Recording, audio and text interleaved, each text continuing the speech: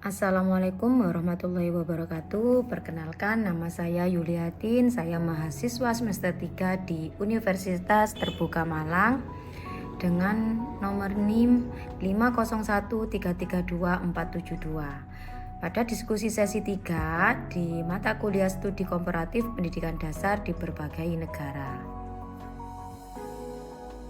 Soal yang pertama, dalam konteks pendidikan dasar di Indonesia, bagaimana perbandingan antara manfaat dan tantangan dari pendidikan formal dan informal?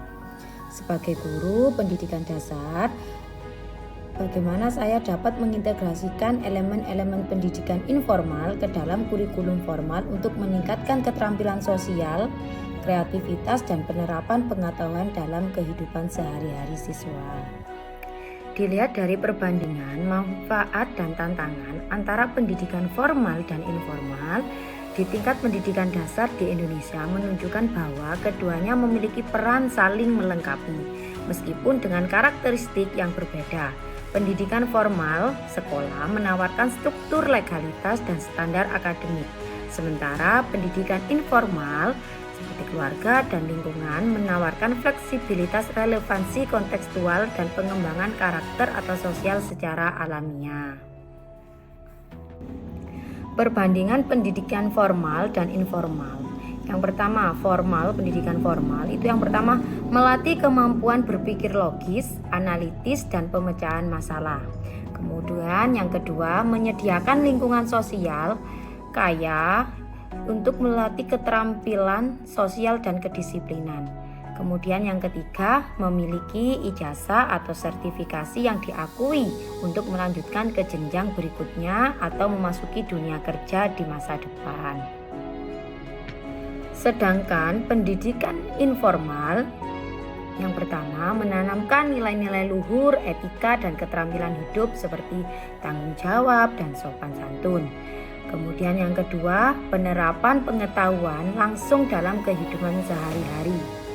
Yang ketiga, membangun ikatan emosional yang kuat antara pendidik, orang tua, dan peserta didik.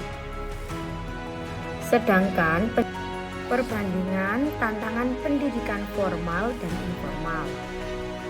Pendidikan formal yang pertama tentunya adanya kesenjangan akses dan kualitas, terutama di daerah terpencil atau daerah miskin. Kemudian yang kedua, cenderung fokus pada hasil ujian atau nilai yang terkadang dapat menimbulkan beban pada siswa itu sendiri. Selanjutnya, tantangan pendidikan informal. Yang pertama yaitu kualitas pembelajaran sangat tergantung pada waktu, komitmen, kompetensi orang tua atau lingkungan. Dan yang kedua, terkadang membatasi peluang interaksi sosial yang beragam di luar lingkungan keluarga, meskipun ini lebih terasa pada seperti homeschooling. Sebagai guru pendidikan dasar, bagaimana saya dapat mengintegrasikan elemen-elemen pendidikan informal ke dalam kurikulum formal untuk meningkatkan keterampilan sosial, kreativitas, dan penerapan pengetahuan dalam kehidupan sehari-hari siswa. Sebagai guru pendidikan dasar, strategi saya untuk mengintegrasikan pembelajaran dari keluarga dan lingkungan ke dalam kurikulum sekolah akan berfokus pada perubahan metode mengajar dan evaluasi, serta meningkatkan keterampilan sosial dengan kerjasama, empati, dan komunikasi antar siswa di dalam kelas. Mendorong kreativitas anak-anak dengan berimajinasi tanpa batasan nilai, dan sekolah harus memberi ruang yang sama untuk inovasi. Penerapan pengetahuan dalam kehidupan sehari-hari. Melalui integrasi ini, sekolah tidak hanya menjadi tempat siswa belajar akademik, tetapi juga menjadi tempat mereka menghubungkan, mempraktikkan, dan memperkuat segala hal yang telah mereka pelajari dari keluarga dan lingkungan di dunia nyata. Selanjutnya, pada soal yang kedua, pendidikan formal dan informal memiliki peran yang signifikan dalam pembentukan karakter dan keterampilan siswa di tingkat pendidikan dasar. Namun di Indonesia masih banyak anak-anak yang mengalami kesenjangan dalam akses terhadap pendidikan formal. Sebagai guru, bagaimana Anda dapat berperan dalam mengatasi tantangan ini, terutama untuk siswa yang mungkin memiliki keterbatasan akses terhadap pendidikan formal.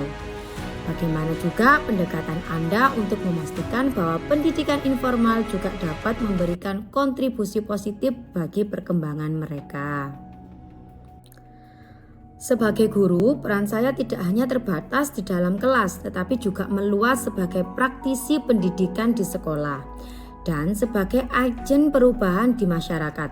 Pendekatan strategi saya untuk mengatasi tantangan kesenjangan akses pendidikan formal dan memastikan pendidikan informal memberikan kontribusi positif bagi perkembangan siswa dengan menjangkau dan mengidentifikasi anak-anak usia sekolah dasar di wilayah yang belum terdaftar atau sering putus sekolah, memperkuat peran sekolah sebagai pusat komunitas.